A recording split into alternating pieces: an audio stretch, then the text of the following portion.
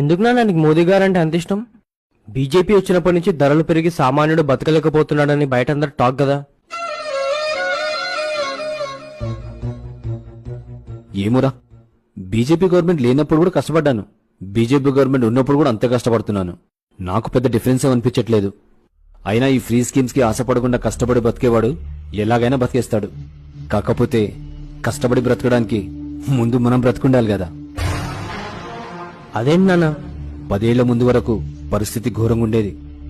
ఇంటి నుంచి బయటికి వెళ్లేవాళ్ళం, కానీ తిరిగొచ్చే నమ్మకం ఉండేది కాదు. మార్కెట్లో, బస్ స్టాప్లో, పార్కుల్లో ఎక్కడ పడితే అక్కడ బాంబ్ బ్లాస్ట్లు అయ్యేవి. కానిప్పుడు సీన్ మొత్తం రివర్స్. ఎవరైతే మన దేశాన్ని టెర్రరిజం పేరుతో నరకయాతన పెట్టారో ఈ రోజు ఆ దేశాన్నే మోదీ గారు ఉచ్చవహిస్తున్నారు. నాకిదొక్క భరోసా చాలరా నేను చచ్చే వరకు బీజేపీ కోటేయడానికి.